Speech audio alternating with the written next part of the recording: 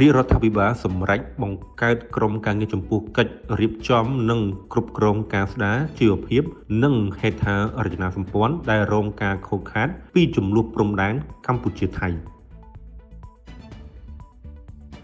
រាជរដ្ឋាភិបាលកម្ពុជាបានសម្រេចបង្កើតនិងតែងតាំងសមាជិកក្រុមការងារចំពោះកិច្ចរៀបចំនិងគ្រប់គ្រងការស្ដារជីវភាពនិងហេដ្ឋារចនាសម្ព័ន្ធដែលរងការខូចខាតពីជម្លោះព្រំដែនកម្ពុជាថៃយោងតាមសេចក្តីសម្រេចស្តីពីការតែងតាំងសមាជិកក្រុមការងារចំពោះកិច្ចរៀបចំលេខ132សសរនេះរាជរដ្ឋាភិបាលកម្ពុជាបានតែងតាំងសមាជិកប្រធានអនុប្រធានសមាជិកមកក្រសួងស្ថាប័នចម្រុះដែលមានលោកបណ្ឌិតចនណារិទ្ធរដ្ឋលេខាធិការក្រសួងសេដ្ឋកិច្ចនិងហិរញ្ញវត្ថុជាប្រធានដែលបានចុះហត្ថលេខាដោយសម្ដេចមហាបវរធម្មដីហ៊ុនម៉ាណែតនាយករដ្ឋមន្ត្រីនៃព្រះរាជាណាចក្រកម្ពុជាកាលពីថ្ងៃទី23ធ្នូកាលពីថ្ងៃទី23ខែធ្នូឆ្នាំ2025យោងតាមសេចក្តីសម្រេចលេខ113សសរចុះថ្ងៃទី22ខែតុលាឆ្នាំ2025ស្តីពីការបង្កើតក្រុមការងារចំពោះកិច្ចរៀបចំនិងគ្រប់គ្រងការស្ដារជីវភាពនិងហេដ្ឋារចនាសម្ព័ន្ធដែលខូចខាតពីជម្លោះព្រំដែនកម្ពុជាថៃសមាជិកក្រុមការងារចំពោះកិច្ចនេះមានតួនាទីសិក្សាពិនិត្យនិងវិតម្លៃលើជីវភាពនិងស្ថានភាពជាក់ស្ដែងនៃហេដ្ឋា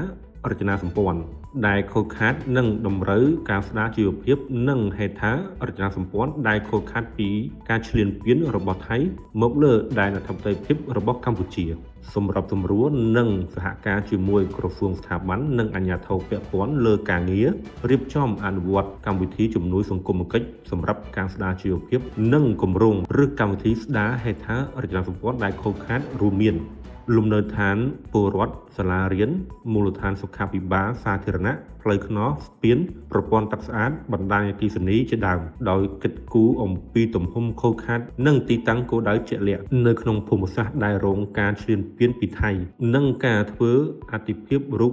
នីយកម្មនៃការងារស្ដារឡើងវិញកំណត់ទំហំថវិកានិងធនធានតាមតម្រូវការចាំបាច់ជាក់ស្ដែងសម្រាប់ការអនុវត្តកម្មវិធីជំនួយសង្គមសម្រាប់ការស្ដារជីវភាពនិងគម្រោងឬកម្មវិធីស្ដារហេដ្ឋារចនាសម្ព័ន្ធដែលបានកំណត់សម្របសម្រួលជាមួយស្ថាប័នដៃគូអភិវឌ្ឍន៍ម្ចាស់ជំនួយនិងវិស័យឯកជននានាក្នុងការគៀងគរនៅធនធាននិងជំនួយបច្ចេកទេសក្នុងការអនុវត្តការរៀបចំនិងការគ្រប់គ្រងការស្ដារជីវភាពនិងហេដ្ឋារចនាសម្ព័ន្ធដែលខូចខាតពីការឈ្លានពានរបស់ថៃរៀបចំយន្តការតាមដានត្រួតពិនិត្យនិងវិតម្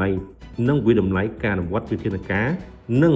ការភាពអន្តរាគមន៍ដើម្បីធានាការស្ដារជីវភាពនិងហេដ្ឋារចនាសម្ព័ន្ធប្រកបដោយប្រសិទ្ធភាពនិងចំគោលដៅរៀបចំរបាយការណ៍លទ្ធផលការងារជូននាយករដ្ឋមន្ត្រីដើម្បីពិនិត្យនិងសម្រេចនិងអនុវត្តភារកិច្ចផ្សេងៗទៀតតាមការប្រគល់ពីរាជរដ្ឋាភិបាល